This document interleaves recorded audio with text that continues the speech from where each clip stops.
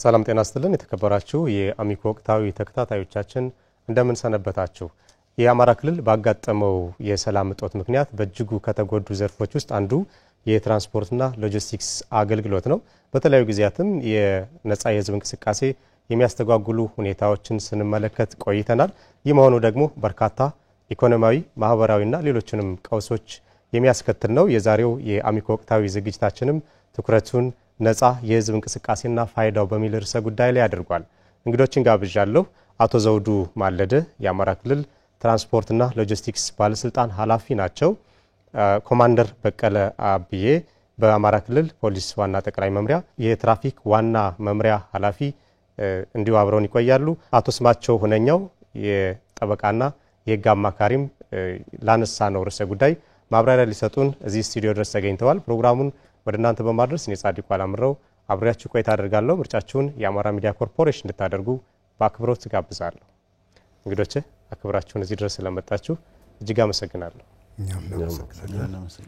አመሰግናለሁ። የዛሬው ርዕሰ ጉዳያችን ነጻ የህዝብ እንቅስቃሴና ፋይዳው በሚል ነው የሚሆነው። ቅድም እንዳስተዋወቅኩት እስኪ ከትርጓሜው እንነሳ።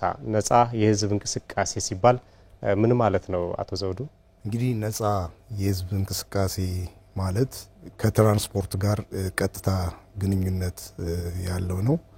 ይሄ ማለት ምንድነው? ትራንስፖርት ማለት ወይም ደግሞ ነጻ እንቅስቃሴ ማለት በድንበር የማይወስነው እንቅስቃሴ ነው። ድንበር የማይወስነው እንቅስቃሴ ማለት የሰዎች ሊሆን ይችላል፣ የእንስሳት ሊሆን ይችላል፣ የእቃ ሊሆን ይችላል። ድንበር ሳይወስነው መንቀሳቀስ ማለት ነው። እንቅስቃሴውም በነጻነት መርሆች አሉ። እንደ ሀገር አቀፍም እንደ ኢንተርናሽናልም ወደ 12 የሚሆኑ መርሆች አሉ። እነዛን ያሟላ እንቅስቃሴ ማለት ነው። ከነዚህ 12 መርሆች መካከል የመጀመሪያው ደህንነቱ የተጠበቀ እንቅስቃሴ ማድረግ ማለት ነው። ነጻ እንቅስቃሴ ማለት ምቾቱ የተጠበቀ እንቅስቃሴ ማድረግ ማለት ነው።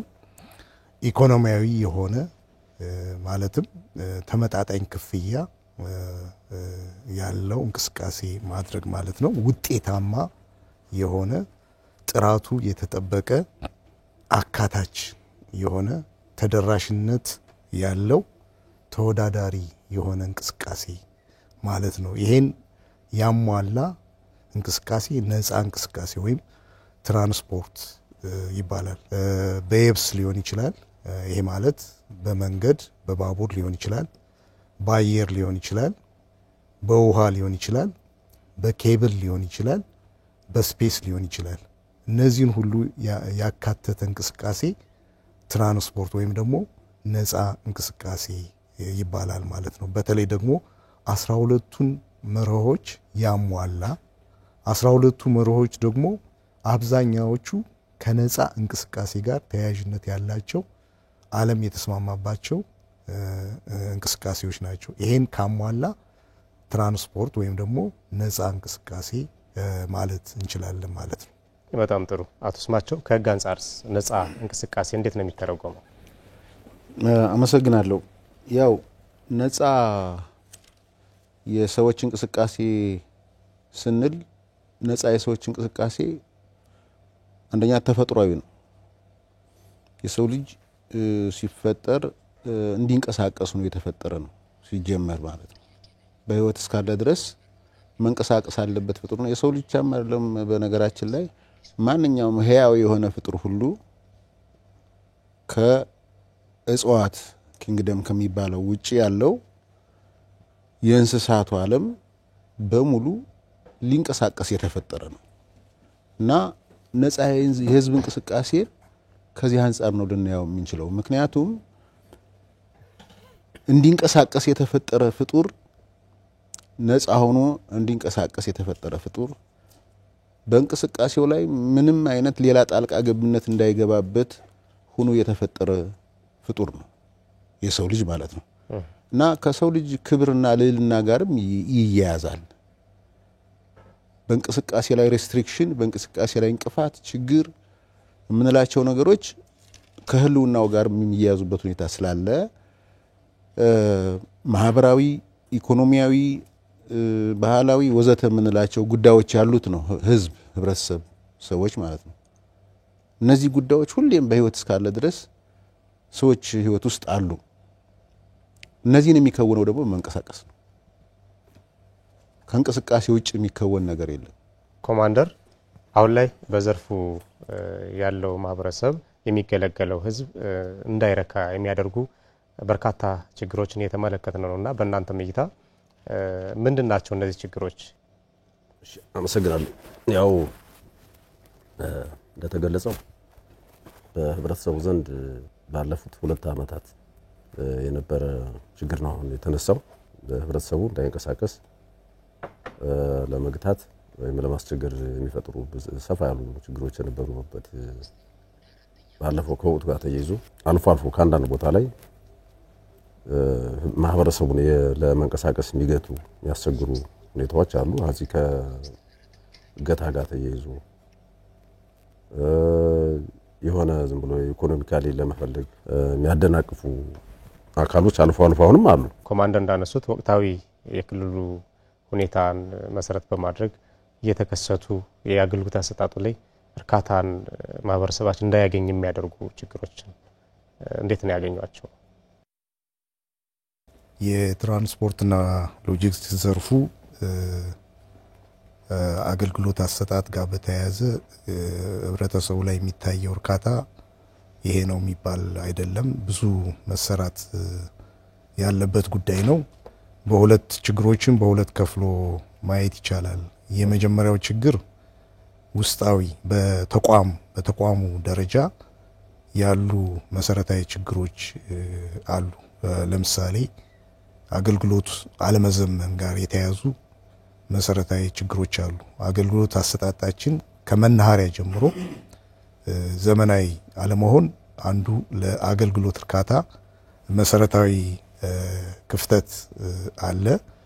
ሌላው በተለምዶ ለስራ ዕድል ፈጠራ እየተባለ ወደ መናኸሪያ የሚገቡ ወጣቶች አሉ። እነሱ ህዝቡን የማሰቀቅ የማጉላላት መሰረታዊ ችግር አለ። ይሄ በውስጥ ያለ ችግር ነው ብሎ መውሰድ ይቻላል።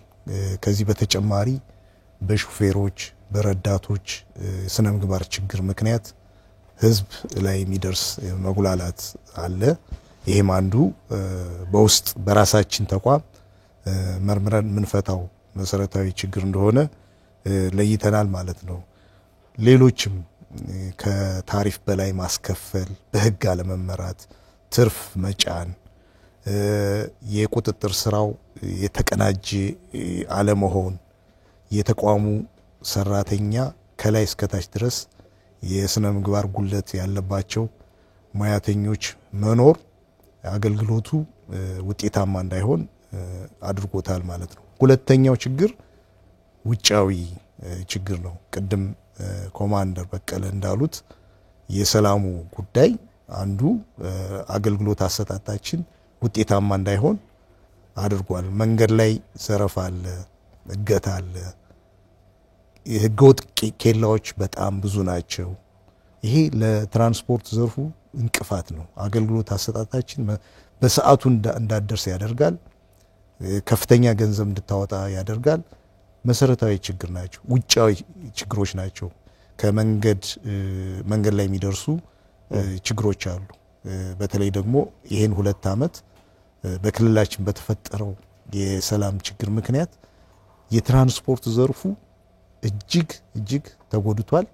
ህብረተሰቡም መጉላላት ደርሶበታል ማለት ነው። ስለዚህ ሲጠቃለሉ ውጫዊና ውስጣዊ ችግሮች ናቸው ብለን ለይተን እየሰራን እንደሆነ መውሰድ ይቻላል ማለት ነው።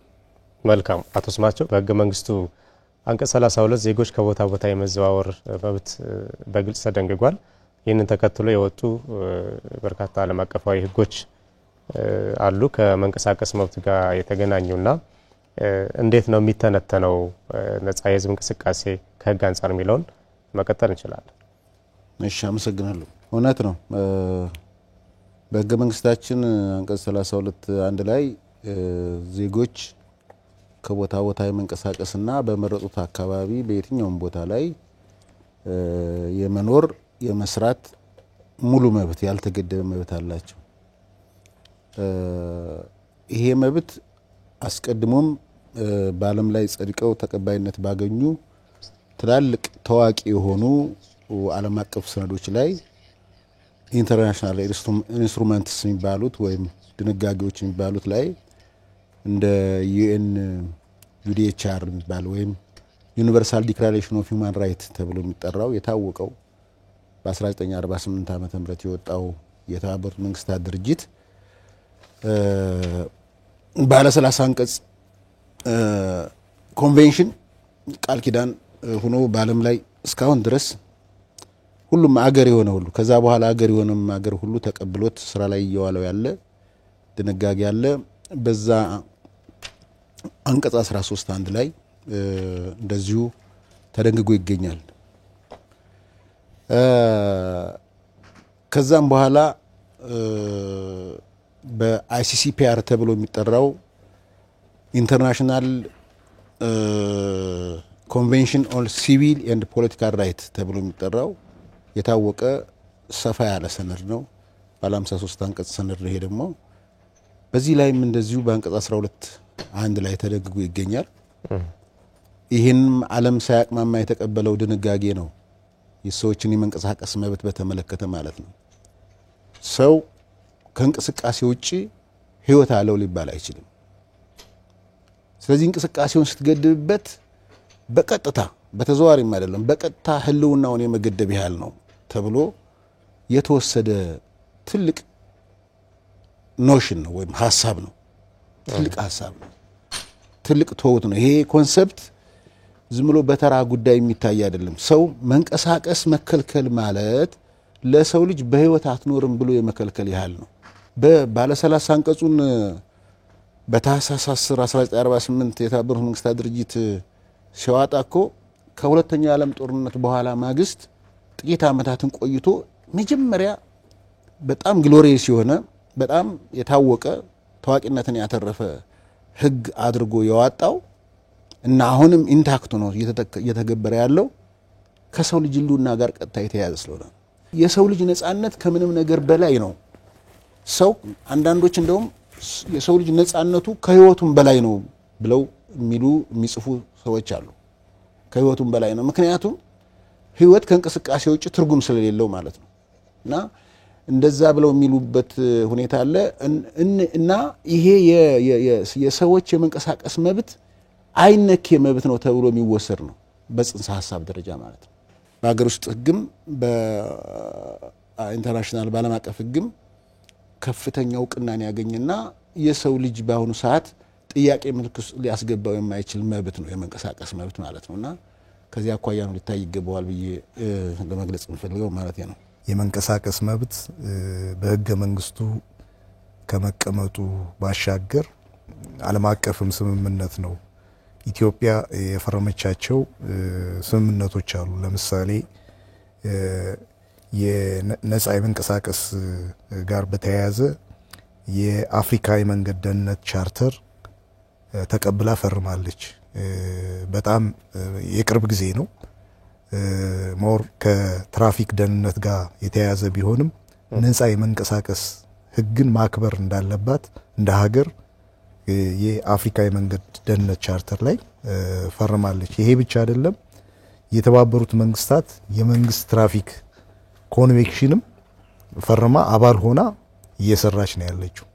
ስለዚህ በህገ መንግስቱ መቀመጡ ብቻ ሳይሆን በዓለም አቀፍ በአፍሪካም ደረጃ ስምምነት ላይ የተደረሰበት ነው እና አገራዊ ህግ ነጻ እንቅስቃሴ መግታት ማለት ማወክ ማለት አገራዊ ህግን መጣስ ብቻ ሳይሆን የአፍሪካንም የዓለምንም ህግ መጣስ ማወክ እንደሆነ መጨመር እፈልጋለሁ። ይህ የመንቀሳቀስ መብት በእጅጉ ትኩረት ሊሰጠው የሚገባ በማንም ሊነፈግ የማይገባ እንደሆነ ያነሱልኝ ነው። ክልሉ ከገጠመው ችግር አንፃር ቅድም አቶ ዘውዱም ሲያነሱ እንደነበሩት የትራንስፖርት ዘርፉ በእጅጉ ተፈትኗል። የህገወጥ ኬላዎች፣ ዝርፊያ፣ እገታና ሌሎችም ሲያነሷቸው የነበሩ ችግሮች በስፋት እየተስተዋሉም ነው የሚገኙትና ኮማንደር ይህ በመሆኑ እንደ ክልልም እንደ ሀገርም ያስከተለ ያለውን ቀውስ እናንሳ። ኢኮኖሚያዊም ማህበራዊም ቀውሶች በስፋት ይስተዋላሉ ከዚህ የሚነሳና እንዴት ነው የሚያያቸው? ምን አይነት ቀውስ ነው ያስከተለ ያለው? መንቀሳቀስ መብት በተገደበ ቁጥር ግን ወይም ከአለፈው 2 ዓመት ካሳለፍናቸው ዓመቶች አኳያ ስናየው ብዙ ነገሮች ኢኮኖሚካሊ ብዙ ቀውስ የሚያመጣ ሁኔታ ነው። የሰው ልጅ በየትኛው መንገድ ላይ ከሀገር ከቦታ ቦታ ተንቀሳቅሶ የተለያዩ ኢኮኖሚ ሁኔታዎችን ካላንሸራሸረ ካልሰራ ችግር ነው የሚሆነው። ባሳለፈው አሁን ችግሩ ከክልላችን ላይ በገጠመው ችግር ላይ የነበረው የእንቅስቃሴ ሁኔታ ላይ እናውቃለን ሁላችን ምን አይነት ነገር ከትንሽ ነገሮች እስከ ከፍተኛ ነገሮች ምን ችግር ገጥሞ እንደነበር ይታወቃል። ከኑሮ ውድነት ጋር ተያይዞ የተለያዩ እቃዎች ዋጋ ከመጨመር ወደ ጋር ተያይዞ የሚፈለጉ ነገሮች ወደ ሀገር ውስጥም ወደ ውጭም ከማንቀሳቀስ እንደ ክልላችን ነው የክልላችን ዙሪያውን ስናያት ማለት ነውና እንደዚህ አይነት ችግሮች የነበሩበት ሁኔታ ነው የነበረው። አሁንም የመንቀሳቀስ ችግሩ መብትን ወደ ኋላ የሚገታ ያስቸግር ነገር በተፈጠረ ቁጥር ኢኮኖሚካሊ ሶሻሊ ሞራልን በራሱ የሞራል ችግር የሚፈጥር ሁኔታ ነው። በተጨባጭ በተለይ የትራንስፖርትና ሎጂስቲክስ ዘርፉ ባለፉት 2 ዓመታት ክልሉ በገጠመው ጦስ ምክንያት ምን ያህል ተፈትኗል የሚለውን ያንሱልኛ ተዘውዱ። የነጻ እንቅስቃሴ መታወክ በሀገራችን በክልላችን ላይ የደረሰው ፈተና በጣም ቀላል የሚባል አይደለም። ትራንስፖርት ሁላችንም እንደምናውቀው የደም ስር ነው። የአንድ ሀገር የደም ስር ነው የሚባለው። በደም ስር ነው የሚወከለው የሚገለጸው የደም ስር ነው። በኢኮኖሚው፣ በማህበራዊው፣ በፖለቲካው መሰረታዊ ጉዳይ ነው። ስለዚህ በዚህ ባለፉት 2 ዓመታት ክልላችን ከፍተኛ ችግር ውስጥ ነው ገብቶ የነበረው። ግብአት ለአርሶ አደሩ ግብአት በሰዓቱ ማድረስ አትችልም። በወታደር አጅበህ ነው የምታመጣው። ይሄ ሲሆን ወቅቱ ያልፋል። ነዳጅ በአግባቡ አይገባም ነበር። እንደዚሁ ታጅቦ ወይም ደግሞ ጊዜ ተጠብቆ ነው የሚገባ የነበረው።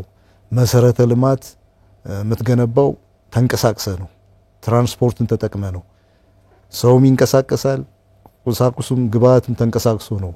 ይሄን ማድረግ አልተቻለም። ላብነት በክልላችን ከ61 ያላነሰ የፌደራል ፕሮጀክት ነበር፣ የመንገድ ፕሮጀክት ውጤታማ አይደሉ። ውጤታማ ያልሆኑት ተንቀሳቅሶ መስራት ባለመቻሉ ነው እና ሰፊ ችግር ፈጥሯል። አርሶ አደሩ ምርቱን አምርቶ ወደ ገበያ መውሰድ በፈለገው ሰዓት ወደ ገበያ መውሰድ አልቻለም። በርካታ ሰብሎች የመስኖ ውጤቶች ተበላሽተዋል። ሽንኩርት፣ ቲማቲም ተደፍተዋል። ባገኘው ገበያ እንዲሸጥ ተደርጓል። አርሶ አደሩ ለፍቶ መና እንዲሆን ተደርጓል እንቅስቃሴ በመገታቱ ምክንያት እና እንደ ሀገር የደረሰው ፈተና በጣም ሰፊ ነው። ወደ መሀል ሀገር ምርት መሄድ አልቻለም። ከመሀል ሀገር ሸቀጥ፣ የፋብሪካ እቃዎች መግባት አልቻሉም። ጊዜ ተጠብቀው ነው የሚገቡ። ይሄ ደግሞ ለኑሮ ውድነት ለሌላም ችግር ዳርገዋል እና ክልሉ በዚህ 2 ዓመት የተፈተነበት ክልል ነው። ለልማትም እንቅፋት የሆነበት ወደ ኋላ የመለሰ ዘመን ነበር ብሎ መውሰድ ይቻላል። ስለዚህ የደረሰው ጠባሳ ቀላል የሚባል አይደለም። እንደ ክልል እንደ ሀገርም ከክልላችን እንደ ሀገር በኢኮኖሚ ያለው ፋይዳ ከፍተኛ ስለሆነ እንደ ሀገርም ትልቅ ጥፋት ጠፍቷል ብሎ መውሰድ ይቻላል ማለት ይቻላል። አቶ ስማቸው ነጻ የህዝብ እንቅስቃሴ እንዳይኖር የሚያደርጉ ሁኔታዎች ሲስተዋሉ ቀድሞ መከላከል ይገባል። ምናልባትም ከመከሰታቸው በፊት አሁን ያነሷቸው አቶ ዘውዱ ያነሷቸው አይነት ቀውሶች ማህበራዊም ኢኮኖሚያዊም ቀውሶች ከመከናወናቸው ከመድረሳቸው በፊት ቀድሞ መከላከል አስፈላጊም ነውና በአንድ በኩል ቀድሞ መከላከል ላይ በሌላ በኩል ደግሞ በሂደቱ ተባባሪ የሆኑ አካላትንም ከማስገንዘብ እስከ ተጠያቂነት ድረስ የዘለቀ ስራ እንዲከናወን ለማድረግ ምን መሰራት አለበት ይላሉ? አዎ እውነት ነው። ማንኛውም ችግር በተለይ ከዚህ ከወንጀልና ከህግ ጥሰት ጋር የተያዙ ነገሮችን የሚመረጠው የሚመከረው አስቀድሞ መከላከል ተገቢ ነው። በዋናነት ታርጌት የሚደረገው ከመከሰቱ በፊት አንድን ችግር መከላከል መቻል ነውና ከዚህ አኳያ ይሄ ችግር በመሰረቱ ስለውነት ለመናገር እንደው ትንሽ ዘርዘር አድርገን እንግለጸው ከተባለ የህዝባችንን መከራ እጥፍ ድርብ ያደረገ ችግር ነው። ህዝባችን በብዙ አቅጣጫ በብዙ ጎኑ ከፍተኛ ችግርና ስቃይ አስተናግዷል እና እያደረ ዘመን እየተሻገረ ሲመጣም እያደረ ሌላ ቀን ሲመጣም በችግሩ ላይ ችግር ሲደረብበት እንጂ ሲቀነስለት አታይ። እኔ እንደ መፍትሄ ሊሆን የሚችለው አስቀድሞ ከመከላከል አኳያ ህዝቡን ራሱ ማስገንዘብ ያስፈልጋል። ምንድነው የሚኖረው የማስገንዘብ ጉዳይ? ይሄ መብት አይነክ የመብት መሆኑን እያንዳንዱ ሰው በነፍስ ወከፍ ማወቅ አለበት። በቃ ከዚህ መለስ ያለን ጉዳይ ኮምፕሮማይዝ ሊያደርግ ይችላል ወይ እንደው ቢሸራረፍ ችግር የለውም ልትለው ትችላለህ።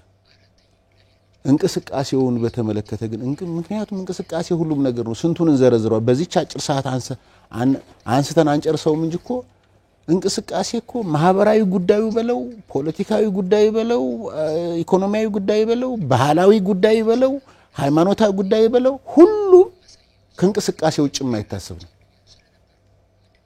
እነዚህ እንቅስቃሴው ላይ ችግር ሲያጋጥመው እነዚህ በሙሉ ነው ችግር ውስጥ የሚወድቁት። መታከም አይችልም፣ ትምህርት ቤት መሄድ አይችልም፣ ገበያ መሄድ አይችልም፣ ለቅሶ መሄድ አይችልም፣ ሰርግ መሄድ አይችልም እያልክ መቀጠል ትችላለህ። ማት ነገር ነው እንቅስቃሴው ከተገደበ። ለዛ ነው ቅድም ኦልሞስት ያለ መኖር ያህል ነው የሚሆነው ማለት ነው። ስለዚህ ይሄን በዚህ ልክ አውቆ አይነክ የመብቱ መሆኑን አውቆ በዚህ ዙሪያ አሁን በክልላችን የተፈጠረው የጸጥታ ችግር ስለሆነት ለመናገር አንድ በአባቶቻችን ብሂል ወይም ምሳሌ አነጋገር የሚነገር ነገር አለ። የገበያ ግርግር ለመንታፊ በጀው የሚባል አባባል አለ እና ይሄ የተፈጠረ ቀውስ ሰው የሚያቃቸው የግጭቱ ተዋናይ የሆኑት ብቻ አይደሉም። አሁን ጉዳቱ ችግሩ እየደረሰ ያለው በክልላችን ላይ በዛ ብቻ አይደለም። ምናልባትም እስካሁን ሁላችንም ያላወቅ ነው በቅጡ ዲፋይን ያላደረግነው ሌላ ኃይልም ላለመግባቱ ምንም ዋስትና የለንም። ለዚያ ነው ችግሩ የተወሳሰበው። ሁሉም አካል የህዝብ ጉዳይ ይመለከተኛል የማይል አካል የሚኖር አይመስለኝም። ከሴኩላር እስከ ሪሊጂየስ የሆነው ኢንስቲትዩሽን የማይመለከተው የለም። ከዓለማዊ ተቋማት እስከ መንግስታዊ ፖለቲካዊ ተቋማት በለው እስከ ሁሉም ማለት ነው። ማንንም ይመለከታል ይሄ ጉዳይ ማለት ነው። የህዝብ ችግር ህዝብ ላይ የሚደርስ መከራ ማንንም ይመለከታል። በመድር ላይ በህይወት ያለን ሰው ሁሉ ይመለከታል።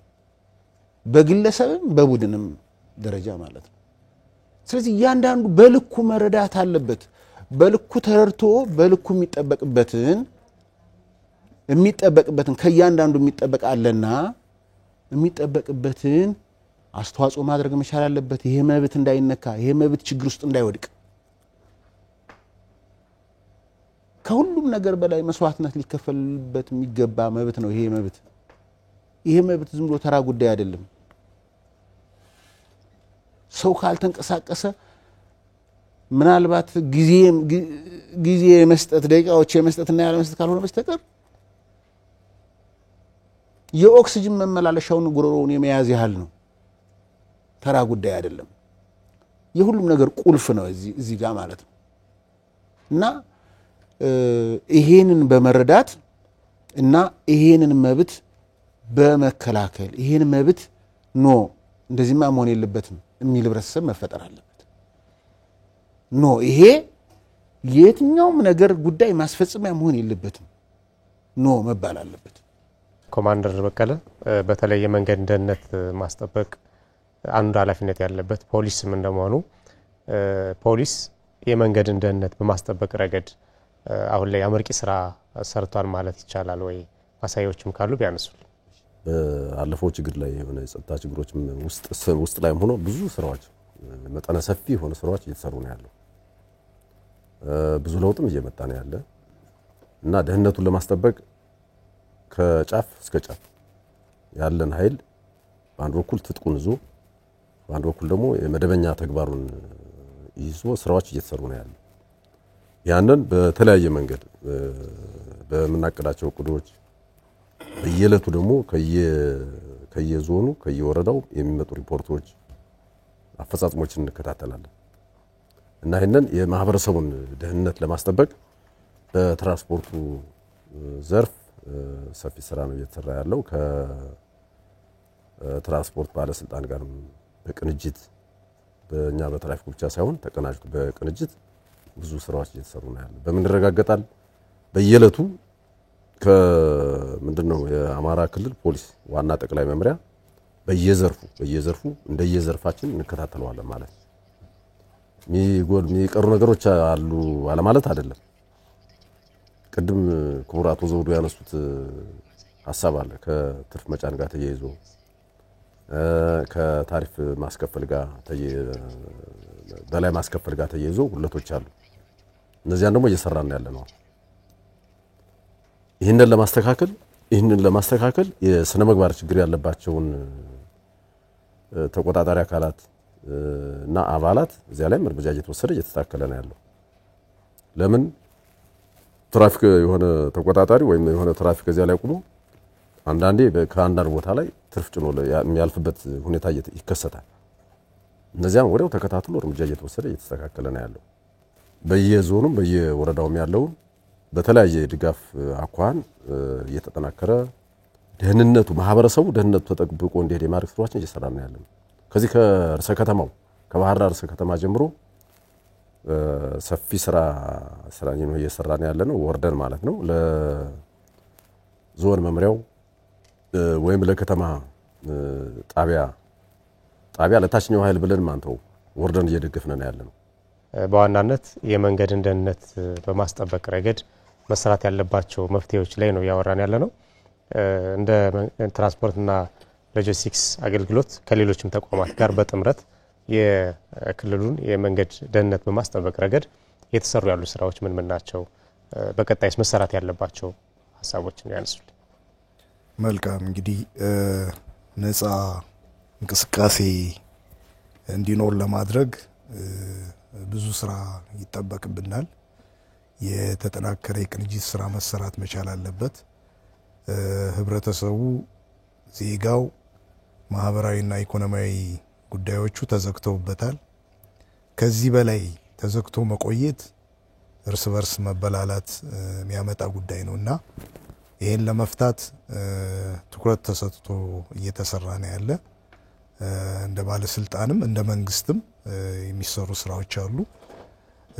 የመጀመሪያው ስራ ከሰላም ጋር የተያያዙ ስራዎችን በተቀናጀ መንገድ እየሰራን ያለነ ህብረተሰቡ ለሰላም አሪያ እንዲሆን በመንግስት ብቻ ሰላም እንደማይመጣ ግንዛቤ በመፍጠር የሃይማኖት አባቶች፣ ተጽዕኖ ፈጣሪ ግለሰቦች፣ የሀገር ሽማግሌዎች፣ ወጣቶች፣ ሴቶች፣ ሲቪክ ማህበራት ሰላም ላይ እንዲሰሩ ስራ እየተሰራ ነው ያለ። ትራንስፖርት ነፃ እንቅስቃሴ ሰላም ይፈልጋል። ህዝቡ ለሰላም ርብርብ እንዲያደርግ ስራ እየተሰራ ነው ያለ። ይሄ እንደ ክልል መንግስትም እንደ ትራንስፖርት ባለስልጣንም ሰፊ ስራ እየሰራን ያለ ነው። ህዝቡ መነሳት አለበት በዚህ ጉዳይ ላይ። በቃ ሰላም መስፈን መቻል አለበት። እገታ መቆም አለበት። ዘረፋ መቆም መቻል አለበት። መንገድ መዘጋት መቆም አለበት፣ ነፃ እንቅስቃሴ መኖር አለበት ብሎ እንዲነሳ የማድረግ ስራ ለመስራት ጥረት እየተደረገ ነው ያለው። የመጣ ለውጥም አለ። አንዳንድ አካባቢዎች ህብረተሰቡ የነፃ እንቅስቃሴ ትራንስፖርት እንዳይቆም ውይይት እያደረገ በስርዓት እንቅስቃሴ እየተደረገ ነው ያለው። ይሄ አንደኛው ስራ ነው። ሁለተኛው ስራ በሁሉም ደረጃ ያለ የመስተዳድር አካላት ነፃ እንቅስቃሴን የሚገቱ ነገሮች እንዲቆሙ፣ በተለይ ደግሞ ህገወጥ ኬላዎች እንዲነሱ የማድረግ ስራ ተሰርቷል። ይሄ በብልጽግና ምክር ቤትም አቅጣጫ ተሰጥቶ አሁን ህገወጥ ኬላዎች እየተነሱ ነው ያሉት። ይሄ አንዱ ስራ ነው ያለው። የአካባቢ መስተዳድር ይሄን ትኩረት አድርጎ እንዲሰራ ስራ እየተሰራ ነው ያለ።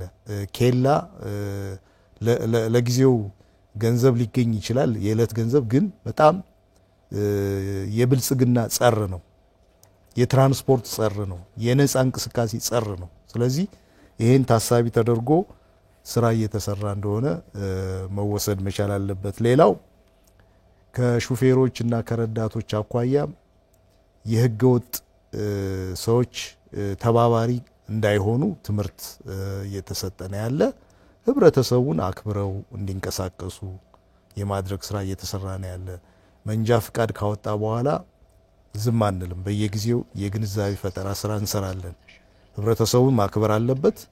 አደጋም እንዳይከሰት የግንዛቤ ስራ እንሰራለን። ከዚህ ጋር አስተሳስረን የህገወጥ ተባባሪ እንዳይሆኑ በደንብ ግንዛቤ የመፍጠር ስራ በተቋማችን በኩል እስከታች ድረስ ባለው መዋቅራችን እየሰራና ያለ ነው ማለት ነው። ሌላው ዘርፉን የምንመራ አካላት አገልግሎቱ አሰጣጣችን ማዘመን መቻል አለብን ብለን ተነስተናል።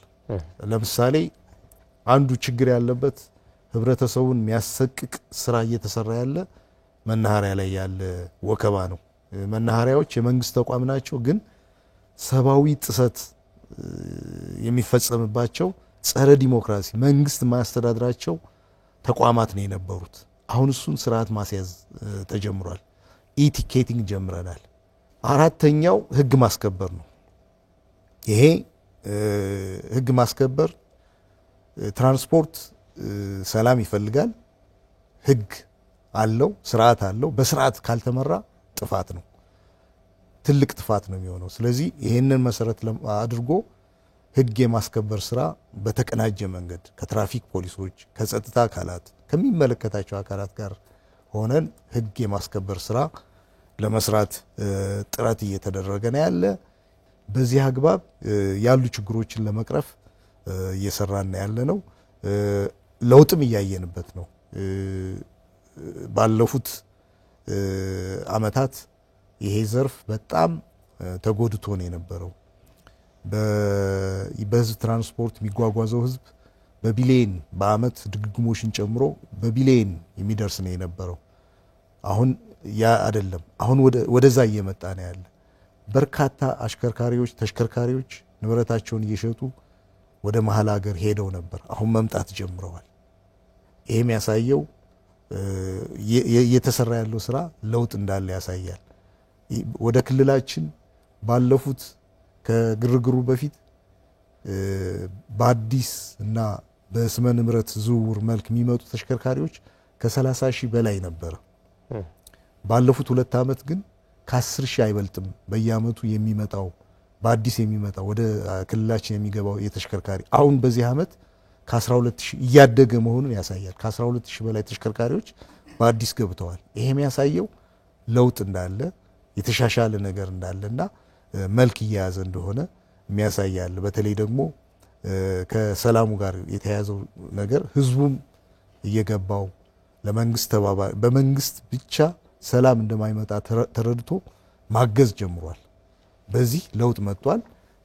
አሁንም ይሄንን አጠናክረን በመቀጠል ነፃ እንቅስቃሴን አጠናክረን እንቀጥላለን ብለን እየሰራን ያለ ነው። መልካም ኮማንደር፣ በተለይ ቅድም ስናነሳቸው ነበሩ ቀረጥ፣ ህገወጥ ቀረጥ እንዲሁም ደግሞ ዝርፊያና የታሪፍ በታሪፍ አለመጫን ሌሎችም ያነሳናቸው ጉዳዮች ከማህበረሰቡ እይታ ውጭ አይደሉምና በተለይ ወንጀልን በመከላከል ረገድ ማህበረሰቡን ማሳተፍ አንዱም ተገቢም እንደሆነ እናንተም የተገበራችሁት ያለ ተግባር እንደመሆኑ እነዚህንና የሚስተዋሉ ችግሮችን በመቅረፍ ሂደት ማህበረሰቡን በማሳተፍ በኩል እንደ ፖሊስ ጠቅላይ መምሪያ እየተሰሩ ያሉ ስራዎች ምንድናቸው? ጥሩ በመሰረቱ ያው እንደ ፖሊስ በዋናነት ሁሉም ስራዎቻችን ማለት ማንኛውም ስራችን ከማህበረሰብ ጋር ነው። ፖሊስ ከማህበረሰብ ተነጥሎ ውጤታማ አይሆንም። ማንኛውንም ወንጀል ለመከላከል በትራንስፖርቱ ዙሪያ ላይ ያለውን ህገወጥነት ለመቆጣጠርና ለመከላከል ህዝብ ጋር ነው የሚሰራው ማለት ነው። በዚህ ደረጃ ካልሆነ ውጤት አይኖርም። ስለዚህ በቅዳችን የህዝብን ተሳትፎ አጣምረን ነው የምንንቀሳቀሰው ማለት ነው። በየትኛው ቦታ ላይ በየትኛው ዞን በለው በወረዳም በለው እንደ ዋና ጠቅላይ መምሪያም ከመነሻውም በቅዳችን አቀደም የምንንቀሳቀሰው በዚህ ደረጃ ነውና ዘረፋን ለመቆጣጠር ህገወጥነት ለማስተካከል ትርፍ መጫንና ታሪፍ በላይ ማስከፈልም ለማስተካከል ህዝብ ጋር ነው ተቀናጅተን እየሰራን ያለነውና ይሄ ምንድነው በምን ይመዘናል ተብሎ ሊመጣ ይችላል። ምን መዝነው ለት ከለት እንከታተላለን። በየዞኑ በየወረዳው ምን ተሰራ የሚለው በየለቱ የመከታተያ ሲስተም አለን ማለት ነው። ዘረፋንስና መንገድ ላይ ያስቆሙ የሚዘርፍ ሌቦች ባለፈው የተፈጠረው የሰላም ችግር ያመጣብን መርዝ በዚያ ደረጃ አሁን ሌቦች ለራሳቸው ጥቅም ለማካበት ብለው የሚያደርጉት ሁሉ ቀድሞ መረጃ መስጠት ጀምሯል። አሁን በስፋት መረጃዎችን እየሰጠ ነው። ከዚህ ላይ እንደዚህ አይነት ህገወጥ ኬላዎች እንዳሉ ቅድም አቶ ዘውዱ የሚለው የነበረ በህጋዊ መንገድ ለመንግስት ገቢ ተብሎ ኬላ በየቦታው ተዘርግቶ ሮያሊቲ የሚሰበሰባል። ሮያሊቲ የሚሰበሰብ ለምሳሌ ከባህር ዳር ሞጫ ላይ አንድ ሆነ ቀረጥ ተቀርጦ ከሆነ ደግሞ መራይ ላይ ይያዛል። ከዚህ አልፎ ዳንግላ ላይ ይያዛል እያለ መሰላም እያለ ይሄዳል። አንድ ተሽከርካሪ ማለት ነው። ያንን እንደ መንግስት በቁርጠኝነት አስተካክሏል። ይሄንን ማለት ተገቢ እንዳልሆነ ተስተካክሎ በነፃ ነው እየሄደ ያለው። አቶ ስማቸው ቅድም ስናነሳቸው የነበሩ ነፃ የህዝብ እንቅስቃሴ መስተጓጎልን ተከትሎ ሌሎችም መደፈር የሌለባቸው መብቶች ሁሉ የሚጣሱበት እድል ሰፊ ነው። ትምህርትን ብንል ጤናን ብንል ግብርናን ብንል የሎጂስቲክስ ዘርፉ የትራንስፖርት ዘርፉ ከተስተጓጎለ መጣሱ አይቀርምና በአጠቃላይ ብዙ ዋጋ ያስከፈለን እንደሆነ ከውይይታችንም እየተነሳ ነው ያለው። እንደው መጨረሻ ላይ ይህንን ቀደም እንዳሉት ህገ መንግስታዊ ዓለም አቀፋዊ መብት የሆነ እንደ ሀገርም በተለያዩ ኮንቬንሽኖች የተቀበልነው ለመተግበር ኃላፊነት የወሰድንበት ጉዳይ አደጋ ውስጥ እንዳይወድቅ ከዚህ በፊት ያለው ነገር ምንም ማርበት ነው። ቀጣይ ደግሞ አደጋ ውስጥ እንዳይወድቅ የሚያስተላልፉት መልእክት ካለ እድል ስጦት። ይሄን መብት በተመለከተ አጠቃላይ ተያይዞ ከአጠቃላይ ማዕቀፉ ጋር መታየት ያለበት ይመስለኛል። ከአጠቃላይ የክልላችን አውድ ጋር ተያይዞ መታየት ያለበት ይመስለኛል እንደኔ ማለት ነው። አጠቃላይ የክልላችን አውድ ምን ይመስላል የሚለውን ስናይ ያው እንግዲህ እኛም አገርም በሙሉ ዓለምም የሚያውቀው ችግር ውስጥ ነው ያለ ነው። ይሄ ችግር እዚህ በችግር ውስጥ ባለንበት ሁኔታ ውስጥ ሆኖ ሲታይ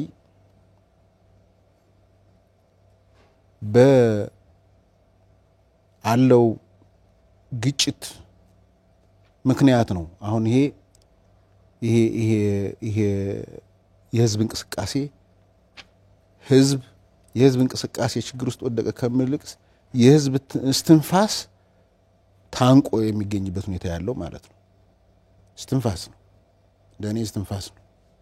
ይሄ የተፈጠረው አገራዊ ሁኔታ ክልላዊ ሁኔታ እኮ ለመሬት የሆነለት እኮ በርካታ ወሮ በላ እኮ ተፈጥሯል። አሁን በየቦታው አሁን እኮ ሲያዙም እርምጃ ሲወሰድባቸው የሚታየው እኮ ከተማ ላይ ሃንግ ሲያደርግ የነበረው ዱርዬ ሌባ ነው እየወጣ እኮ በሆነ ታጣቂ ኃይል ስም በሆነ መንግስት ኃይል ስም የተለያየ ጭንብል እየለበሰ በህዝብ ላይ መከራ እያወረደ ያለው ማለት ነው። ምናልባትም የባዕዳን ኃይሎች ጭምር ተልዕኮ አስፈጻሚ ሆነ ኃይል በዚህ መልኩ የህዝቡን ብሶት ለማናር የዚህን መከረኛ ህዝብ ታርጌት የተደረገ በነጮችም ሳይቀር ታርጌት የተደረገ ያለ ኃጢያቱ የሱን መከራ የሚፈልጉ ብዙ ኃይሎች አሉ። ስለዚህ አጠቃላይ አውዱን አጠቃላይ ያለንበትን ክልላዊ ሁኔታ መቀየር ይጠይቃል። ይሄ ደግሞ በምን ይቀየራል እንዴት ይቀየራል ከተባለ የግል አስተያየቴ ነው። መንግስት ትልቁን ድርሻ መውሰድ አለበት ብዬ አስባለሁ። መንግስትነት ትልቅ ሸክም ነው፣ ትልቅ ኃላፊነት ስለሆነ ከመንገድ ወጣ ብሎ ችግሮችን ለመቅረፍ ከመንገድ ወጣ ብሎ ከግማሽ መንገድ በላይ ተጉዞ የማይከድበትን መንገድም ሄዶ ቢሆን ይሄ ያለንበት ክልላዊ ሁኔታ እንዲቀየር እንዲለወጥ ህዝቡ ፎይታ እንዲያገኝ መስራት ያለበትን በኃላፊነት ስሜት መስራትና ይሄ ችግር መወገድ ያለበት ከስር ከምንጩ። ከዚህ ውጪ አናየውማ። ይሄን መንቀሳቀስ መብት ሌላ መብት ይያል ብንቆጥር የተጣሰነ መብት ምንጩ ምንድነው? ይሄ አሁን ያለንበት ክልላዊ አውድ ነው፣ ክልላዊ ነባራዊ ሁኔታ ነው። ይሄ ነባራዊ ሁኔታ መቀየር አለበት፣ በሆነ መንገድ መቀየር አለበት። ይቀየራል ደግሞ ለህዝብ ጥቅም ስትል፣ ለህዝብ ኢንተረስት ስትል፣ ለሀገር ደህንነት ስትል የማይከደው መንገድ እኮ መሄድ ይኖራል። በፖለቲካው ዓለም ብዙ ነገር እናያለን፣ የተጻፈማ እናነባለን። እጅግ ያማል። ዛሬ እለቱኑ ምናልባት ብዙ ያን ያህል ከሆነ ጊዜ በኋላ ከጥቂት 10 ዓመታት በኋላ ወይም ከጥቂት ዓመታት በኋላ ይሆናል አይና ፍጦ ውጤቱን የምናየው። ጊዜ ገድቦን እንጂ የርዕሰ ጉዳይ ብዙ ሊያስወራን ብዙ ሐሳቦች ልናነሳ የምንችልበት ጉዳይ ነው። ምናልባትም በሌላ ፕሮግራም አጠቃላይ የትራንስፖርትና ሎጂስቲክስ አገልግሎት እየሰራቸው ያሉ ስራዎችን እንዲሁም ደግሞ ቀጣይ በ25 ዓመት ቅዱም እንደ ክልል ትልቅ ትኩረት የተሰጠው ዘርፍም እንደመሆኑ ምን አቅዷል የሚሉ ሐሳቦችን ጨምረን መፍትሄዎችንም ሌሎችንም ሐሳቦች በስፋት እናነሳበት እድል ይኖራል ብዬ አስባለሁ። በድጋሚ እንመለስበት እድል ይኖራል። ለዛሬ የተከበራችሁ የአሚኮ ወቅታዊ ተከታታዮቻችን በስፋት ያነሳነው የነጻ የህዝብ እንቅስቃሴና ፋይዳው በሚል ነበር። በተለይም ደግሞ ክልሉ በገጠመው አሁናዊ ችግር ምክንያት የዘርፍ በእጅጉ እንደተፈተነ አንስተናል። በቀጣይ ምን መደረግ አለበት የሚሉ ሐሳቦችንና ዳፋውን በተመለከተ ነበር ሰፊ ቆይታ ያደረግነው። አቶ ዘውዱ ማለደ የአማራ ክልል ትራንስፖርትና ሎጂስቲክስ ባለስልጣን ኃላፊ፣ ኮማንደር በቀላ ብዩ በአማራ ክልል ፖሊስ ዋና ጠቅላይ መምሪያ የትራፊክ ዋና መምሪያ ኃላፊ እንዲሁም ደግሞ በህግ ዘርፍ እንዲሁም ደግሞ በፖሊስ ሙያም በስፋት ልምድ ያላቸው ጠበቃና የህግ አማካሪ አቶ ስማቸው ሁነኛው እዚህ ስቱዲዮ ተገኝተው ሰፊ ማብራሪያ ሲሰጡን ቆይተዋል። እኔም በተመልካቾች ስም እጅግ አድርጌ አመሰግናለሁ። የተከበራችሁ ተመልካቾቻችን በቀጣይ በሌላ ርዕሰ ጉዳይ እስክንገናኝ ድረስ የዛሬውን ርዕሳችን በዚህ ነው የምናጠቃልለው። ፕሮግራሙን እናንተ ማድረስ ጻድቁ አላምረው ከመላው የስቱዲዮ ባለሙያዎች ጋር አብረን ቆይታ አድርገናል። ሰላም ቆዩ።